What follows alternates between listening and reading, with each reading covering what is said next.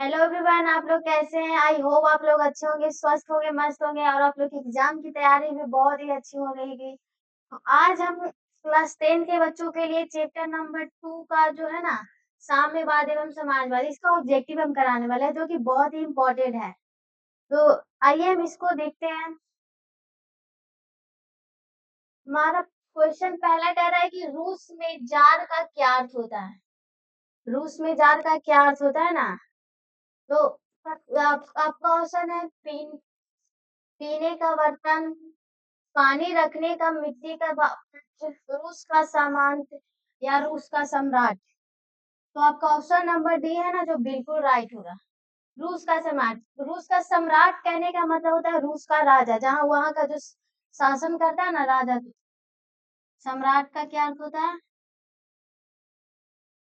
सम्राट यानी रूस का राजा, है ना। रूस का राजा। तो आपका ऑप्शन नंबर डी बिल्कुल राइट है। अब हम नेक्स्ट क्वेश्चन की ओर बढ़ते हैं। अगला क्वेश्चन कह रहा है कि रूस में कृषक कृषक दास प्रथा अंत कब हुआ। रूस में कृषक दास प्रथा का अंत कब हुआ? तो आपका ऑप्शन नंबर 1861, बी में 1862 और सी में 1860 और ऑप्शन डी में 1870, है ना। तो आपका ऑप्शन नंबर ये बिल्कुल राइट होगा। 1861 में रूस रूस में जो है ना दास प्रथा का अंत हुआ था, समाप्त हुआ था। नेक्स्ट क्वेश्चन की ओर बढ़ते हैं। अगला क्वेश्चन हमारा कह रहा है कि ब्रेस्ट लिटोवस्क की संधि किन देशों के बीच हुई। ब्रेस्ट लिटोवस्क की संधि किन दो देशों के बीच हुई? आपका ऑप्शन कह रहा है कि रूस और इटली, ऑप्शन ए बी में है रूस और फ्रांस, और ऑप्शन सी में है रूस और इंग्लैंड, और ऑप्शन डी में है रूस और जर्मनी। तो रूस, आपका ऑप्शन नंबर डी बिल्कुल राइट होगा। रूस और जर्मनी के बीच जो है ना ब्रेस्ट लिटोवस्क की संधि हुई थी। नेक्स्ट क्वेश्चन की ओर बढ़ते हैं। अगला क्वेश्चन हमारा कह रहा है कि निम्नलिखित में से किसे साम्यवाद के संस्थापक के रूप में माना जाता है। निम्नलिखित में से किसे साम्यवाद के संस्थापक के रूप में माना जाता है? तो आपका ऑप्शन है लेनिन, स्टालिन, जेडोंग और कार्ल मार्क्स। तो आपका ऑप्शन नंबर डी बिल्कुल राइट होगा, कार्ल मार्क्स। इन्होंने साम्यवाद का संस्थापक ये थे। इनका अगर जन्म पूछा जाए ना, तो कार्ल मार्क्स का जन्म जो है जर्मनी में हुआ था। कहाँ में हुआ था? जर्मनी में। और कब हुआ था? तो 5 मई 1818 ईस्वी में। 5 मई 1818 ईस्वी में इनका जन्म हुआ था।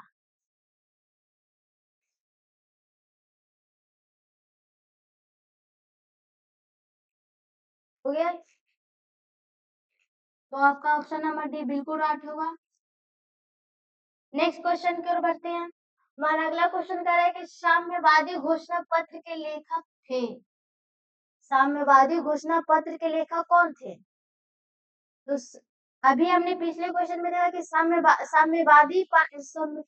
साम्यवादी घोषणा जो के संस्थापक थे वो कार्ल मार्क्स है। तो इनका भी आपका ऑप्शन क्या कर रहा है कि Leo Tolstoy, Trotsky, Lenin.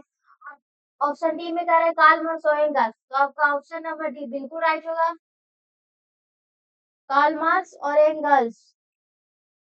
Next question की ओर बढ़ते हैं। हमारा अगला क्वेश्चन कह रहा है कि दास कैपिटल का प्रकाशन किस वर्ष हुआ।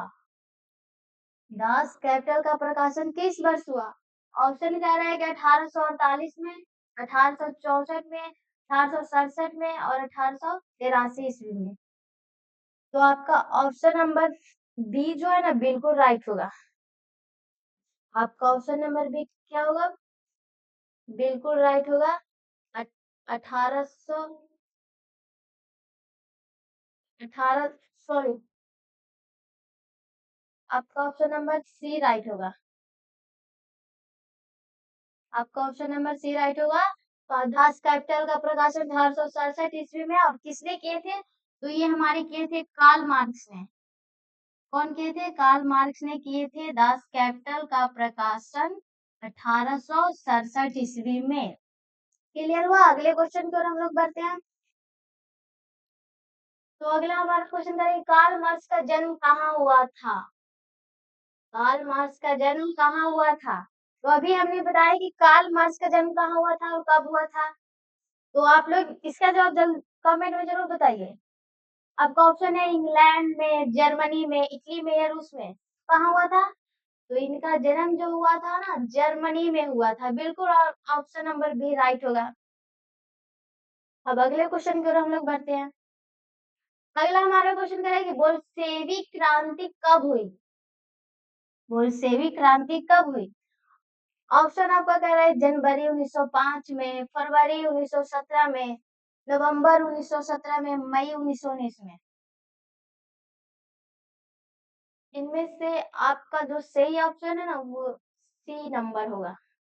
आपका सही जवाब सी होगा। अगर बोल्शेविक क्रांति में ना एक तरह से और भी क्वेश्चन पूछा जाता है। बोल्शेविक क्रांति में हम लोग पूछा कि बोल्शेविक क्रांति को पहले किस नाम से जाना जाता है? बोल्शेविक क्रांति में पहले से किस नाम से, तो इसको एक और नाम से भी जाना जाता है, फरवरी 1917 की क्रांति। किस नाम से जाना जाता है? फरवरी 1917 की क्रांति। आपसे इसको क्वेश्चन को जाएगा 1917 में पहली रूसी क्रांति को किस नाम से जाना जाता है? तो अगर ऐसे क्वेश्चन पूछेगा तो आप ऑप्शन, आप इसका आंसर कैसे क्या बताएंगे? फरवरी 1917 में। लेकिन अगर डायरेक्टली अगर ऐसे पूछे कि बोल्शेविक क्रांति कब हुई, तो नवंबर 1917 इसका आंसर होगा।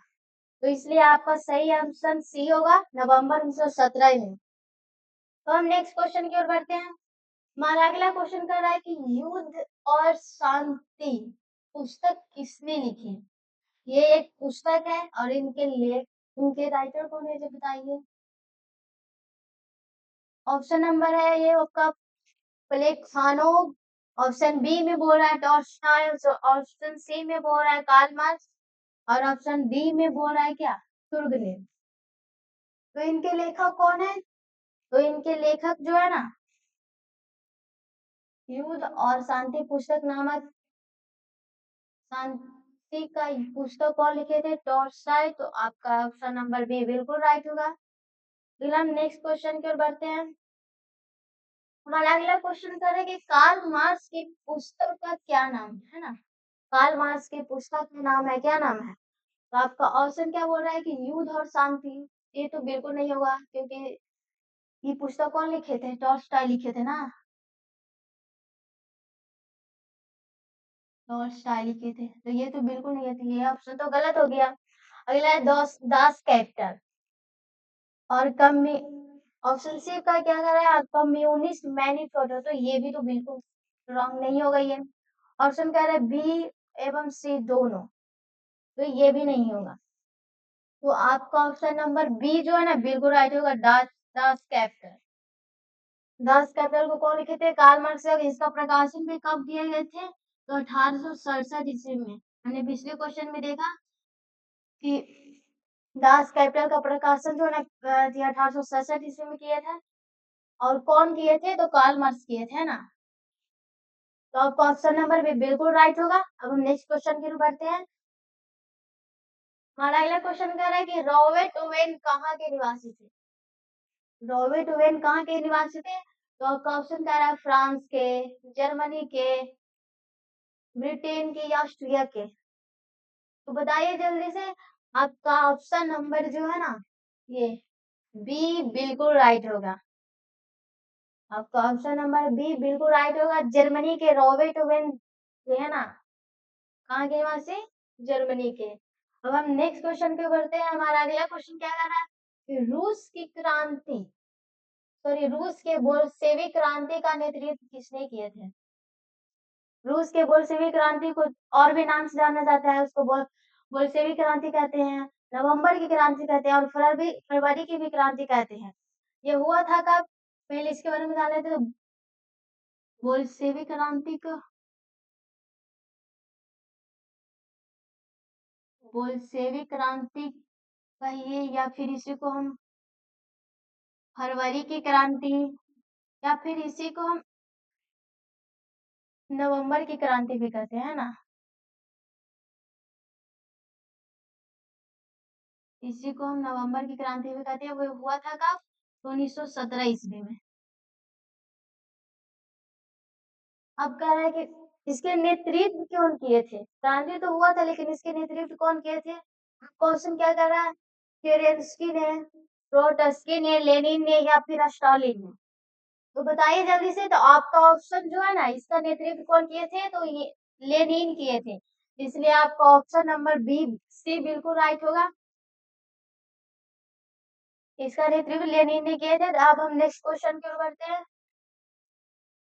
हमारा अगला क्वेश्चन कह रहा है कि साम्यवादी शासन का पहला प्रयोग कहाँ हुआ था?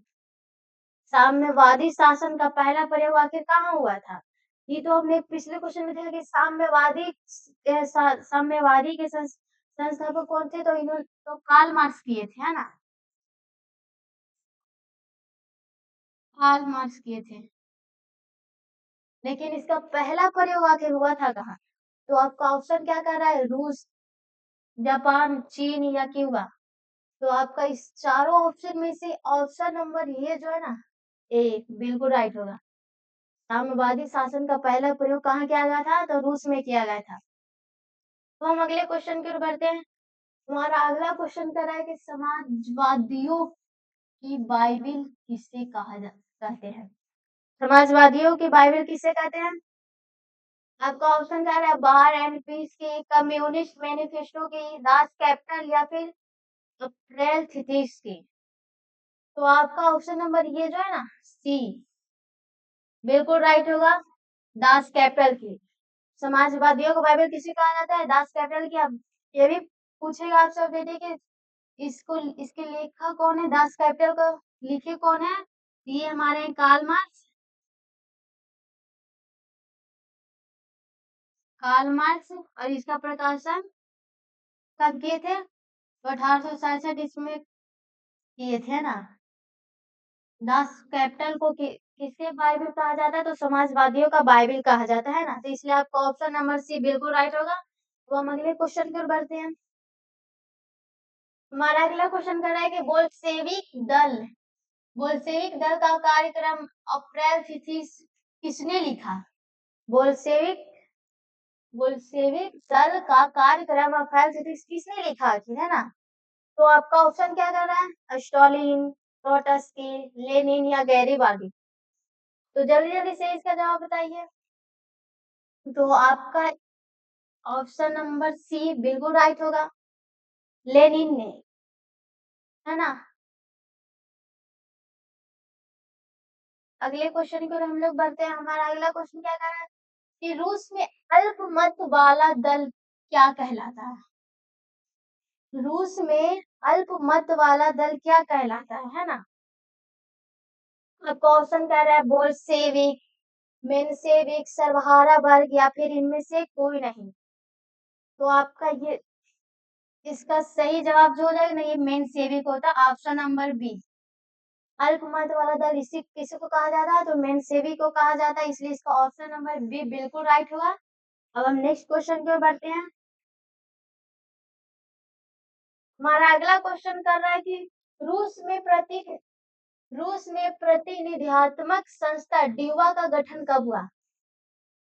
रूस में प्रतिनिधि ड्यूमा का गठन कब हुआ? आपका ऑप्शन कर रहा है 1861 में, 1867 में, 1905 में या 1917 में?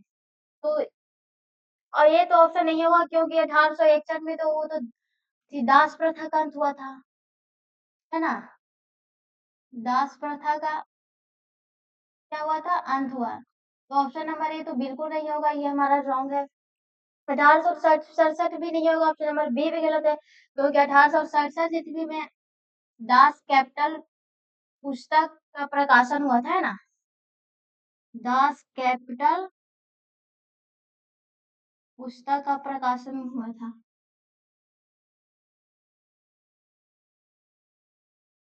कौन किए थे? तो कार्ल मार्क्स किए थे। तो आपका ऑप्शन नंबर बी भी क्या है? गलत है।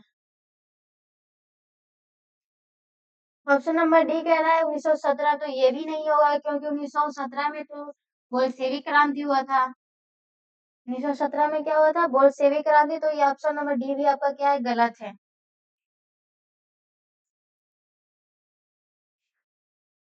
बोल्शेविक क्रांति हुआ था ना। तो ये तीनों के तीनों तो गलत हुए, तो बचा ऑप्शन कौन? सी। यानी कि आपका ऑप्शन नंबर सी बिल्कुल राइट है। अगर आप इस तरह से ऑप्शन को छांटते जाएंगे ना तो आपका सही आंसर जरूर मिलेगा। तो इसलिए आपका ऑप्शन नंबर सी 1905 ईस्वी में हुआ था। तो अगले हम क्वेश्चन की ओर बढ़ते हैं। हमारा अगला क्वेश्चन कर रहा है कि किस संधि के तहत रूस का प्रथम विश्व युद्ध से बाहर हो गया था? अगर किस संधि ऐसा कौन सा संधि हुआ कि जो रूस है ना प्रथम विश्व युद्ध से बाहर हो गया था? तो आपका ऑप्शन है फ्रैंकफर्ट का संधि, ब्रेस्ट लिटोवस्क की संधि, वर्साई की संधि या फिर पेरिस की संधि। आपको पता होगा कि प्रथम विश्व युद्ध कब हुआ था? प्रथम विश्व युद्ध जो है ना, प्रथम विश्व युद्ध जो है ना 1914 में ईस्वी में हुआ था। और इसमें जो है ना रूस भी शामिल था, ये रूस शामिल था। लेकिन ऐसा एक संधि हुआ जिसके तहत ना रूस इस युद्ध से बाहर हो गया था। तो कौन सा संधि हुआ था? ऑप्शन ऑप्शन क्या है? फ्रैंकफर्ट का संधि, ब्रेस्ट-लिटोव्स्क की संधि, वर्साई की संधि या फिर पेरिस की संधि, है ना? तो आपका ऑप्शन नंबर जो है ना, ऑप्शन नंबर ये बी बिल्कुल राइट होगा। ब्रेस्ट-लिटोव्स्क की संधि के तहत जो है ना रूस जो है प्रथम विश्व युद्ध से बाहर हो गया था। तो अब हम अगले क्वेश्चन की ओर बढ़ते हैं। अब अगला हमारा क्वेश्चन कर रहा है कि वैज्ञानिक समाजवाद का जनक किसे माना जाता है? वैज्ञानिक समाजवाद कहे या फिर साम्यवाद कहे, इस सबको जनक इनको माना जाता है। तो आपको पता ही होगा, फिर भी आप लोग एक बार इसका जवाब कमेंट में जरूर बताइए। आपका ऑप्शन कह रहा है Saint Simon, Robert Owen, Karl Marx या फिर फ्रेडरिक एंगल्स। तो आपका ऑप्शन इसका क्या सही होगा? तो आपका ऑप्शन नंबर सी बिल्कुल राइट होगा। कौन है इनके जनक, इनको माना जाता है? तो कार्ल मार्क्स को माना जाता है। समाजवाद का या फिर साम्यवाद पूछे, इन दोनों के जनक किनको माना जाता है? तो कार्ल मार्क्स को माना जाता है। इसलिए आपका ऑप्शन नंबर सी बिल्कुल राइट होगा। हम नेक्स्ट क्वेश्चन की ओर बढ़ते हैं। हमारा अगला क्वेश्चन कर रहा है रूस की संसद को कहते हैं, रूस की संसद को क्या कहते हैं? ऑप्शन आपका कर रहा है डायट, संसद, दीवा या फिर सीनेट। तो आपका ऑप्शन नंबर ये जो सी है ना बिल्कुल राइट होगा, दीवा। अभी पिछले क्वेश्चन में हमने बताया कि ड्यूवा का जो ड्यूवा ड्यूवा का गठन कब हुआ था? तो ड्यूवा का गठन जो है ना 1905 ईस्वी में हुआ था। ये ड्यूवा पूछेगा तो कि ड्यूवा है क्या, कहाँ का संसद है? तो रूस का संसद है ना। अगले क्वेश्चन की हम बढ़ते हैं। हमारा अगला क्वेश्चन कर रहा है कि नई आर्थिक नीति किसने लागू की? नई आर्थिक नीति किसने लागू की? हमारा ऑप्शन है लेनिन ने, मेटरनिक ने, बिस्मार्क ने या फिर स्टालिन ने।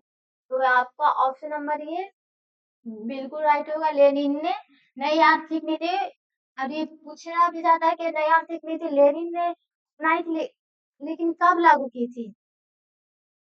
तो ये 1921 ईस्वी में लेनिन के द्वारा नई आर्थिक नीति लागू किया गया था। इसलिए आपका ऑप्शन नंबर ये बिल्कुल सही होगा। अब हम अगले क्वेश्चन की ओर बढ़ते हैं। हमारा अगला क्वेश्चन कर रहा है कि लेनिन का उत्तराधिकारी कौन बना? लेनिन का उत्तराधिकारी कौन बना? ऑप्शन कह रहा है मेजनी, स्टालिन, ट्रोट्स्की, केरेन्स्की। तो लेनिन का जो उत्तराधिकारी बना हुआ था स्टालिन। कौन बने? स्टालिन। तो इसलिए आपका ऑप्शन बी नंबर बिल्कुल सही है। अब हम नेक्स्ट क्वेश्चन की ओर बढ़ते हैं। हमारा अगला क्वेश्चन कर रहा है कि 1919 में थर्ड इंटरनेशनल की स्थापना किसने की? 1919 में थर्ड इंटरनेशनल की स्थापना आखिर किसने की? तो ऑप्शन कह रहा है कार्ल मार्क्स ने, लेनिन ने, फ्रेडरिक एंगल्स ने या फिर रॉबर्ट वेन ने। तो जल्दी जल्दी से इसका जवाब बताइए। तो इसका ऑप्शन नंबर जो है ना बी बिल्कुल सही होगा।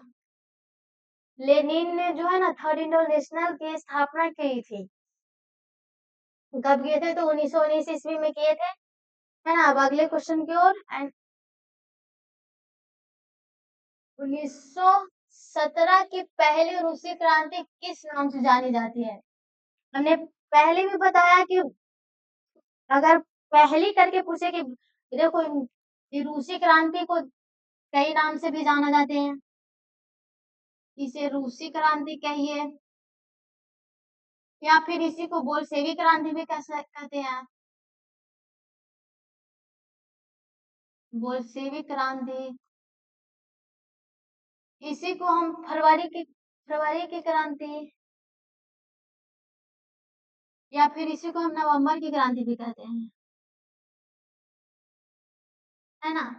तो वही हमारा क्वेश्चन कर रहा है कि 1917 की पहली रूसी क्रांति किस नाम से बात। अगर पहली रूसी क्रांति अगर पूछे तो उसका तो अब हम उसको फरवरी की क्रांति कहा जाता है। अगर यही यहाँ पहली ना दे करके सिर्फ ऐसे पूछा कि 1917 की रूसी क्रांति को किस नाम से जाना जाता, तो आपका ऑप्शन जो है ना, आपका आंसर ये नवंबर की क्रांति होता। लेकिन यहाँ यहाँ कह रहा है कि पहली रूसी क्रांति है, तो आपका जो ये है ना, ये फरवरी की क्रांति के नाम से जाना जाता है। तो वही आपका ऑप्शन क्या कह रहा है? अक्टूबर की क्रांति, मार्च की क्रांति, फरवरी की क्रांति या फिर नवंबर की क्रांति। यहाँ पर दोनों ऑप्शन दिया हुआ है। इससे जो है ना बच्चे क्या होते हैं ना, कंफ्यूज हो जाते हैं। तो कंफ्यूज होना नहीं है। इसका जो ऑप्शन है ना, ऑप्शन नंबर सी बिल्कुल राइट होगा। इसको फरवरी की क्रांति के नाम से जाना जाता है। तो आज तक ये लास्ट हमारा क्वेश्चन है। तो अब मिलते हैं हम नेक्स्ट वीडियो में। तब तक के लिए जय हिंद, जय भारत।